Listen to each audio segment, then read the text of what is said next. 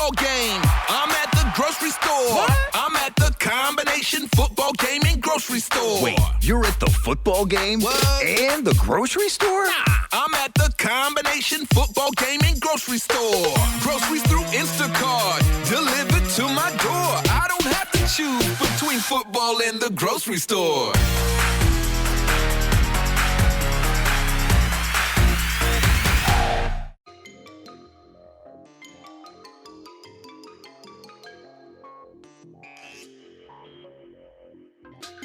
Percolate on a particular mix of odd and inspiring news headlines in Wendy's Coffee House.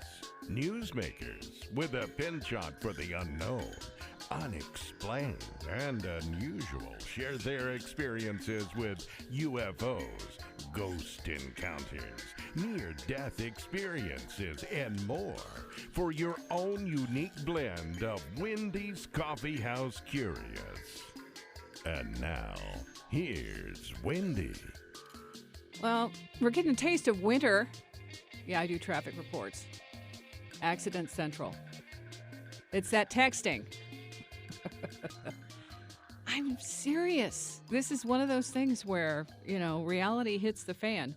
And when you're looking at people right next door and you see, you're in a group of maybe 6 or 8 cars, and the majority of them have somebody looking down or looking the other way at something that's, a shiny light. Okay, so back to the other world. Ed Edwards, I just had him on doing the energy work. Alien Brain, check it out on Ancient Aliens, because this is where he demonstrates that PK energy he does. We don't always call it that, but that's really an easy way to put it. He calls it biointrinsic energy something. Okay, so BIRE. And that biointrinsic resonant energy, and it's a mouthful, but it's PK. So when he registers on this little machine that he's using, you see an arrow, and you watch him move the arrow. First, he has these, he's holding like a jump rope, in his hand, one end, the other end, left hand, right hand. And they show him, he's demonstrating to Nick Pope how he moves this needle. And when he switches the polarity, it goes left, and then it goes back right, and then it sits in the middle. And then he puts the rope thing down, puts those little handles down, and does it with no handles. His hands are in the air, and he moves it just regular, straight out, PK energy. Andy and my husband and I did a session with him Monday night, and my husband comes over after I'm like halfway in the session. He takes the computer away from me. I'm like, wait, no, you're breaking the link, because I was heating up the computer. It's the hard drive. He said, no, it's squealing. We're not doing this. So anyway, just a plug for working with your own PK energy, because when it's real and you can feel it, there's this incredible link that ups the ante, and it improves your own energy, and you do all sorts of things like self-heal and things like that. Okay, so just putting a plug in for Ed Edwards. And check out Alien Brain on Ancient Aliens. Just Google. There's some free ways to see it if you don't have TV like me. And go from there. In the meantime, though, I also checked out in the mail, I got my new book from Artie Six Killer Clark, Space Age Indians, and I got Schoolyard Encounters, Preston Dennett, and I was comparing these stories with the fog and the UFO contactees. There's so many links in the thread here that these things are happening, and nobody's talking. They're not talking to each other. So I may have to do something. Anyway, but somebody who is talking and deserves more credit and more accolades and more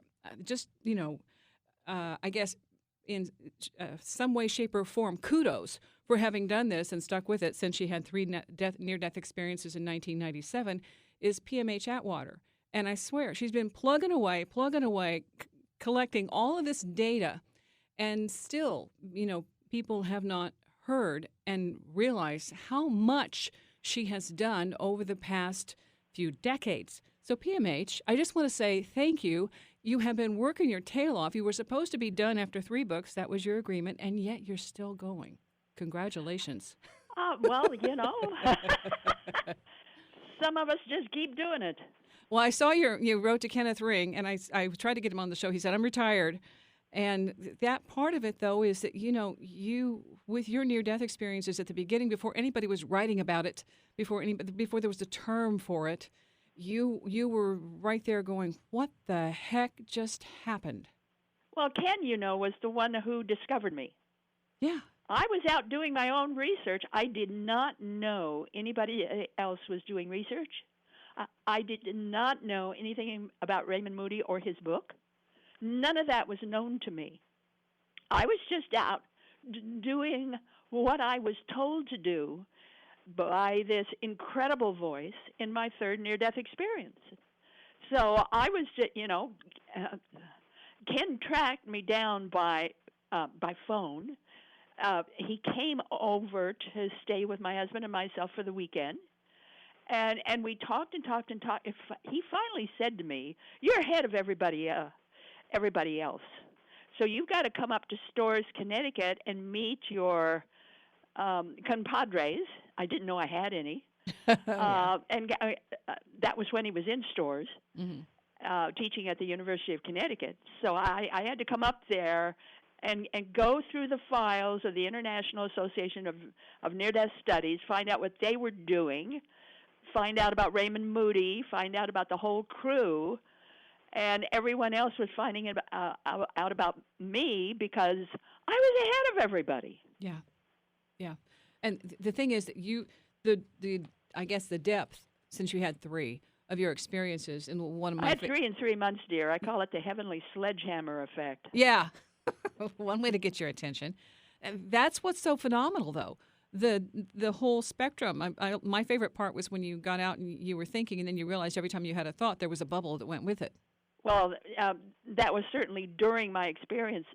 The first one that happened, but it confused me. The second time it happened, I caught on, and I realized, oh, these bubbles are me. Yeah. This is me. Those are thought forms.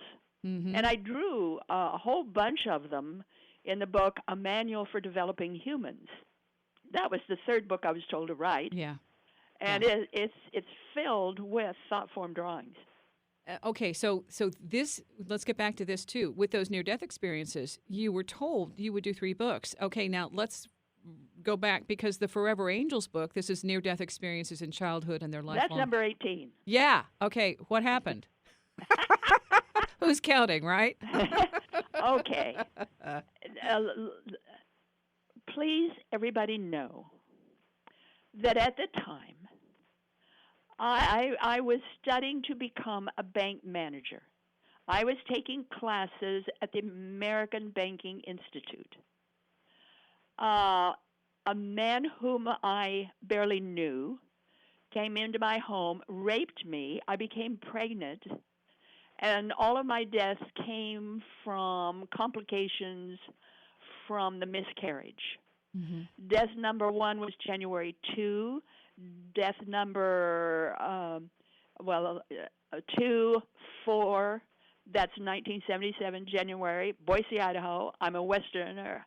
Yeah, I come from Idaho. And then the third one was March 29. Later that fall, I had 3 major relapses, one of which, I was working with a blood pressure reading of 60/60, which means I really wasn't working. I was collapsing. Yeah.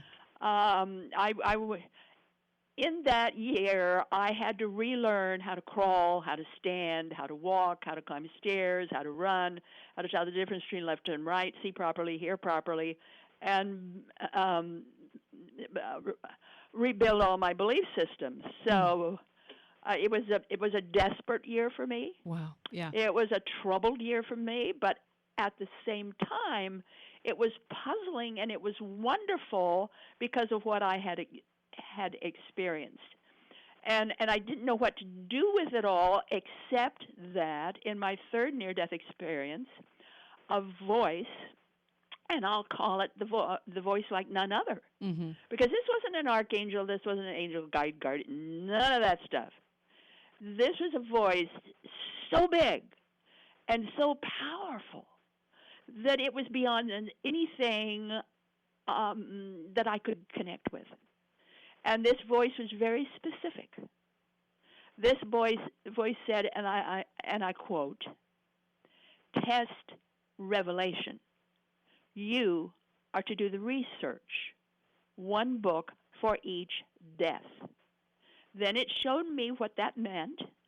It did not name book one. I have no idea what book one was.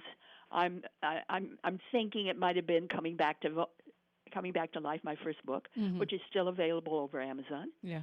Then the second one was Future Memory, and the third one was A Manual for Developing Humans. But you see, I was told to do the research. So I went out and did just that once I had a body that was capable of functioning and a brain that could think. I went out and did my own work. Okay, hold on. PMH, just a minute. Wait a minute. We got to take a break. Okay, we got to take a break. They have to pay bills, all right? So we're going to come back, and we're going to pick up where you left off. We're also going to get into the book, The Forever Angels. This is near-death experiences in childhood and their lifelong impact. What happens with kids up to the age of 5 when they have a near-death experience? It's Wendy's Coffee House, KCMO Talk Radio.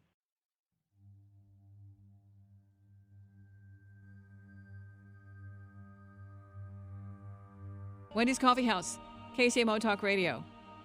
PMH Atwater, The Forever Angels is the latest book, Near-Death Experiences in Childhood and Their Lifelong Impact. And what we were talking about was the third book was the Manual for Developing Humans.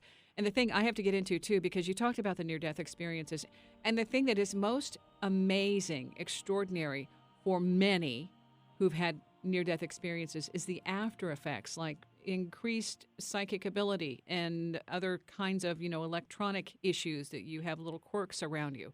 You have some of those, too, right? Oh, yeah, a lot of them. The telepathic thing, is it still with you? If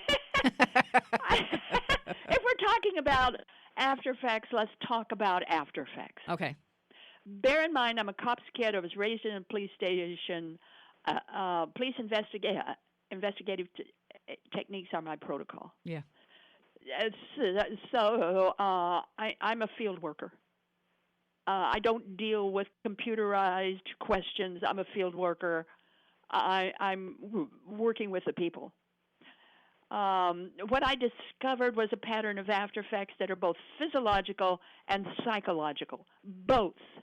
Okay. And it is the pattern of after effects that validate the experience, not the other way around. Mm-hmm. So if we're looking at the physiological after effects, there are changes in brain function. There are changes in brain structure. There are changes in the nervous system, the digestive system, and skin sensitivity. Many come back with electrical sensitivity. Yes, I'm one of them. Mm-hmm. And those kinds of things on the physiological side, these are the ones you hear about the most. Losing the fear of death, becoming more psychic and intuitive, becoming more loving and generous.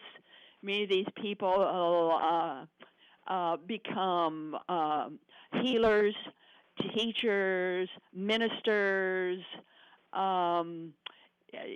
use their new abilities in new ways. Children, it's different. And we can talk about that a little bit later. Okay, well, and that's part of it, because I think that's what's so important about your book is just when kids, they're completely different. They don't have a lot of this heaven and hell kind of stuff that the adults get stuck with. Right. When look, the first time I delved into children, bear in mind my research base is nearly 5,000 adults and children. Mm-hmm. When I first delved into children, that was the 80s and 90s. And that book is The New Children and Near-Death Experiences. And I kept picking up anomalies that really bothered me. So I tried to get other people to do this kind of work. I couldn't find a single person. Can you believe that? So finally, 3 years ago, I decided, okay, if nobody else will double check my work, I will. Mm-hmm. So in the first group, that's 277 people. They were all certainly all child experiencers. Then I was going after between birth and 15 years. Hardly any of the teens and tweens participated. Most of my cases were under the age of 7, Yeah. I had 2 large groups between birth and 15 months and between 3 to 5 years.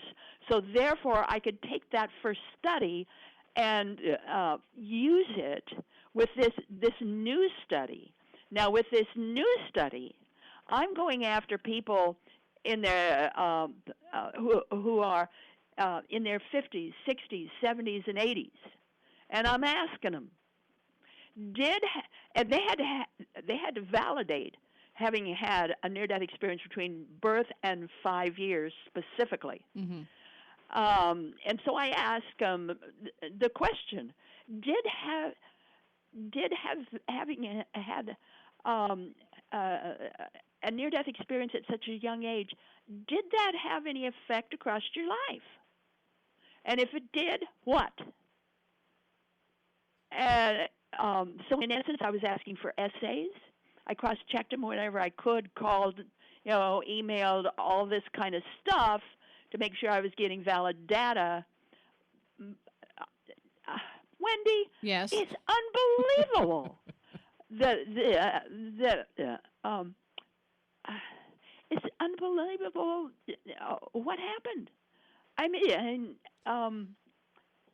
the Okay, hold on. stories I got, the facts that I got, Okay, what wait, I wait, was wait. able to validate is going to blow your mind. Okay, so PMH, what right now, what you're talking about, and I can hear in your voice how excited you are, that in some ways this has to have been astonishing for you. Okay, so we've got. It was. Okay, so so that's part of it. Is that what all is in the book? The book is about both research projects. Okay. And the summation of that, in that looking at the results of both of these projects, what that means for the human being. Okay. Okay. That's where the excitement is, because I can hear it in your voice. Now, I also want to address when you had the energy to write the 3 books, and when you completed that, the one that you consider the last one that you were obligated to, which is the Manual for Developing Humans, you said then all your energy went away, and it took you 2 weeks to recover. So we're going to come back with that too, because I want to talk about what that meant when you have this assignment and you agree to do it, and then you had to refine that enthusiasm, that spark, and what that's about. And you didn't answer that question about the telepathy. Okay. I want to know. That's normal. Okay. Well, yes. That's normal. Okay. So what am I going to say? Well, see, that's what I need you to say. Okay. That part of it is like, it's normal. No, for people who haven't experienced that, we don't know what that normal is. Look, the paranormal is normal for children. Yeah. I get it. I mean, it's only with adults that we think that's special. And that's not fair. That's not Well, fair. it's the truth. Well, the adults say I don't experience it, so it isn't real, and the kids are saying it is real because I'm experiencing it. So we have a big parting of the ways of one person saying it isn't and the other person saying it is. I had imaginary friends. I still have imaginary friends that are real because I can see them and feel them, and that's part of what that energy thing is about. And it does the nightlight thing. And so I've got it 24/7 to remind me that we are more than our physical body, and things are here that we can't see, and that doesn't mean that they don't exist. Does that make sense to you? Well, yes, but with child experiencers, it's much stronger and much deeper. We're dealing with kids who are coming back smarter than before. We're dealing with kids that are showing signs of synesthesia. They're abstracting. I mean, we're dealing with something more than this coffee table book stuff called psychic and intuitive and ghosts and all this other kind of thing. Yes. We're dealing with something that is changing the human race. Excellent. Okay, that's what I want to get into. And we're going to do it in the next break because we have to wait. But I also got, like, an example. National Geographic, whom I really love. I like the things that they're doing in the Discovery Channel. But they put out this little thing called Science of the Supernatural. Dare to discover the truth. And that is, once again, just a light, kind of tire-kicking thing. You don't get any content, get the same stuff they've been putting out for the last, 40, 50 years. And yet there's people like PMH Atwater who are out here doing the work, boots on the ground, saying, what's here? Here's the data, 40 years worth of data. And we still are at the beginning with this stuff. And when PMH says telepathy is normal, there's a new normal. And somehow we're missing the boat. But when you're standing in the line ready to check out and you're thinking all those obnoxious things about the person in front of you and the person is telepathic, welcome to normal. All right, it's Wendy's Coffee House. I'll put the links on the website. There's some there for Ed Edwards, too, that PK thing, because that's also normal for some people. It just isn't talked about because people don't want other people to think that they're weird. Get over it. We're all weird. Live it. Wendy's Coffee House with PMH Atwater coming up next. KCMO Talk Radio.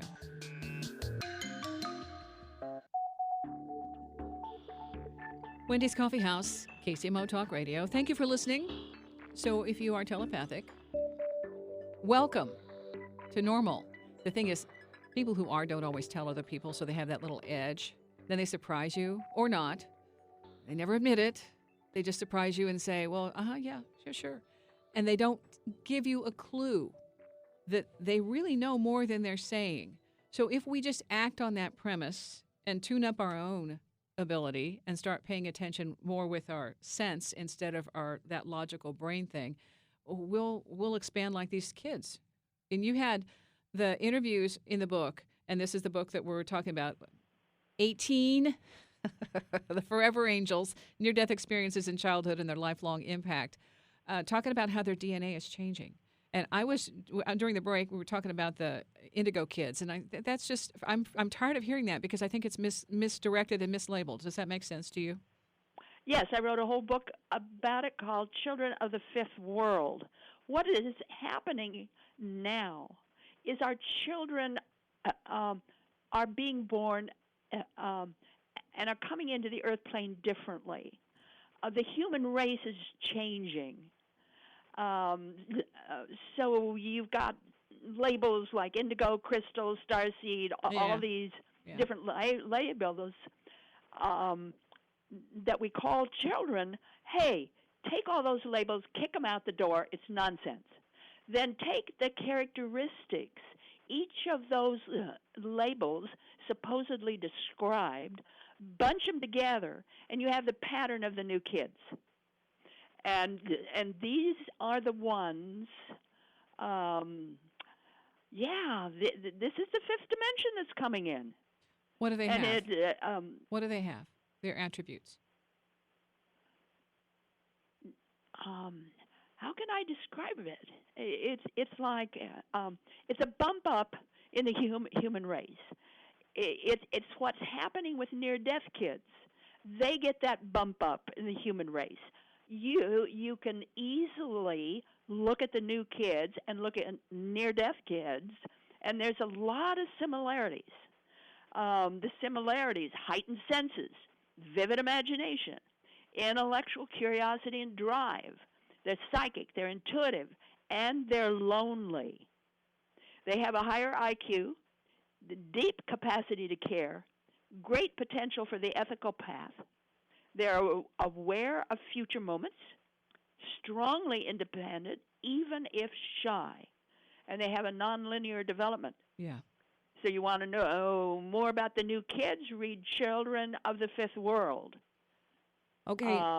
Where I talk about root races, that is to say, the basic characteristics of any given race are bump up as our human race then expands. So I go into that in depth in that book, Children of the Fifth World. But with the Forever Angels, I'm looking specifically at those children who died or nearly died and then come back very different. Mm-hmm. So I'm looking at really children who do not fit in with the family. They don't fit in with the siblings. These are children that know more than the parents do, know more than the school teachers do. So what do they do? They are bullied a lot. They stand out a lot. they're very different in that regard. So I can give you all kinds of figures here if you want them. 90% of 397 people. That's the total in this research. So this is solid research. This is not fun stuff. This is solid stuff. 90% of them do not bond with their parents. Whoa. That doesn't mean they don't love their parents. Yeah. It means they don't bond with them. They don't fit in with the family at all. 93% of them are drawn to and highly proficient in math, science, and history. Get that. These kids come back interested in the sciences, not ghosts and goblins. Right, right. Their mind is different than before. 68% enhancement of intellect. If you take those kids, birth to 15 years, and remember in the first study, I didn't get hardly any of the teens and tweens that participated at all. Right. So we're looking at 7 and under in that study. When they were old enough to finally take the IQ test, 48% were scoring between 150 to 160. That's almost half, way in the genius range. Now, if you looked at those, birth to 15 months, now look at that, birth to 15 months, who had a dark light experience instead of a bright light experience, when they were old enough to take the standard IQ test, were scoring 180 and above. So the younger the child, the greater the jump in intellect. And I see that again and again and again. In this study, you can see very clearly, especially those children who are having near-death experiences, birth, up to 6 months, a baby, toddler. You can see very clearly that something is happening in the brain. What I'm seeing and saying, they're hit by the power punch of a near-death experience. Yes, I call it a power punch. Yeah. They're hit by this. Yeah. At the time when the basic flooring is being laid in the brain for all of this stuff. I mean, for brain usage, the mind, the consciousness, your digestive system, your nervous system, skin sensitivity. So all of that is getting a big jump, a big bump. And these kids are coming back very different. They don't know how to handle it, however. Yeah. The average adult, we're talking near-death experience, adults and children, same experience, many times the same after effects. However, with children, they don't have a foundation. They don't have a preset to return to. There's no contrast. Right. There's no before. Right. So they're fried. They're still on the other side. They are still in the world of light. They are still in that stream of consciousness. So how do they handle the Earth world and the people in the Earth world? Okay, hang It's on, because this is where there's a little dark side with this, and we'll get into that. We're going to take a quick break. PMH Atwater is my guest, talking about children near-death experiencers. And there's a big difference. Like she was saying, you come back, there's a clean slate that started with. So then they come back and they're upgraded and they've got all sorts of information. I think more compassion and more empathy. And that's a huge difference when you come back to this world where that's still a work in progress. Wendy's Coffee House, KCMO Talk Radio. Wendy's Coffee House, KCMO Talk Radio. My guest, PMH Atwater. And really, I have tremendous respect because you have been doing this for 40 years. Or more. I mean, just the whole 9 yards of trying to figure out the pieces of the puzzle for near-death experiencers, because when you come back with these extraordinary abilities and gifts that weren't there before, and all of a sudden it's here front and center, and then other people are saying, well, what are you talking about? They don't have that same multidimensional concept or perception of their surroundings, and then that changes you, that changes the people you are around. And for other people who have these, either a spiritually transformative event, a UFO, something that says, I am more than what I see in this physical vessel, and I experience it. That's dynamite, because then it opens you up to new potentials.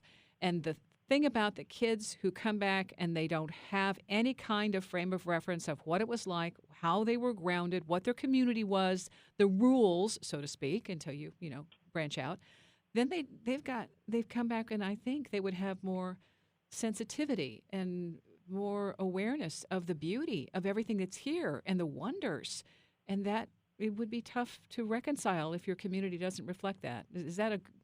Am I even getting close with that? Well, you're getting close. Okay. All right. Look, you take it. Hear this. 74%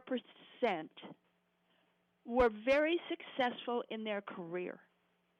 76% have very strong spiritual guidance and knowing. Yeah. Yet, 74% have suicide ideation. They're suicide prone. Yeah. Look at that. It's just phenomenal. Why? And we've got to look even further. Okay. The average adult takes 7 to 10 years to integrate their experience. The average child takes 20 to 40 years. Oh. Adults can integrate. Children compensate. They really don't know what being a human is, and it's kind of stuff. They mimic a lot. Yeah. Okay. Yeah. 34% were positive about having their NDEs. 61% were negative. Why this negative stuff? Why this huge score in being suicide prone or suicide ideation? Okay, let's look at that. Let me give you. Let me give it to you very simply. For the average child, they're in this beautiful world with all the loving people, and they're not breathing. Mm-hmm. When they're breathing again, they're no longer in that beautiful world with the loving people. Yeah. So for a child, they're doing that aha. The way to get back there is to stop my breathing. Yeah. Whoops. Now you've got to look at kids. Yes. For a child, suicide is not negative. It's not bad. It's not horrible. There's nothing to it for them. They're looking at this as simply a way to get back there. They have no concept of hurting mom and dad. They have no concept of creating a problem in the family. Or having a life plan. It's a simple way to get back to where they were. Mm-hmm. So they look at that very, very differently. I have a whole chapter in the book on PTSD versus NDEs. Yeah. Because the commonalities are just incredible, but the difference is also incredible. For the child experiencer, for them, it's simply, it's just simply part of the way of things. They're homesick for heaven. Yeah. That's it. They're homesick for heaven. It's not a grief thing. It's not an awful thing. It's simply they're homesick for heaven. And they're not really that cognizant of the impact of their actions. So we're looking at kids in a very, very different way. So do you have the answer to help deal with this? Because this is crucial. It's crucial.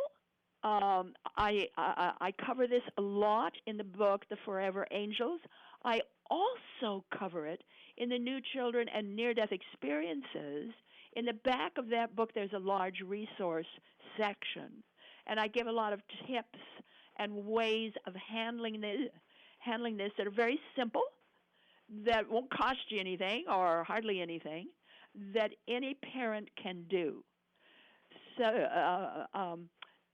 lots of advice for parents in that particular book. In this in the new in the Forever Angels and New Death Experiences, we're looking at the whole raft of consciousness. Where these kids are still in that stream, that incredible stream of consciousness. And their reality, some of them get into reincarnation, most of them do not. Their idea is they're in this light stream, and it'll dip a little bit. That's alive. It comes back up. You continue your journey, take another little dip. That's another life. Come back in. They just look at it as little dips. The idea of a life is just a dip in that stream of consciousness. They look at it very differently than we do. You have an example of that. It's a whole different way of looking, and I'm saying as loudly as I can, we need medical researchers, we need scientific researchers here to look at the brain and what's happening in the brain and the nervous system and the digestive system in these cases of little ones, because it's different than with older children and adults. And we've got to look at that. What you have here, there's some of the quotes that you give, our stories belong to each other. That's one of the quotes. And you also give some examples, like a drawing of a child remembering a birth experience. And it's like, whoa, that's kind of right where it started. And there's some Well, others. A lot of them are born with full memory. Uh-huh. They're born awake. So when they're looking at the doctor delivering them, they're completely awake. They know what's going on. There's another one. So they're critiquing the doctor. Yeah, like, you could have done that better, dude. Hey. It's like, go back to school. If you want to really look at the summation of this book, and the research in this book has never been done before on planet Earth. This is new. We now have an opportunity to look at a person's entire life and see how this affects them in every single way.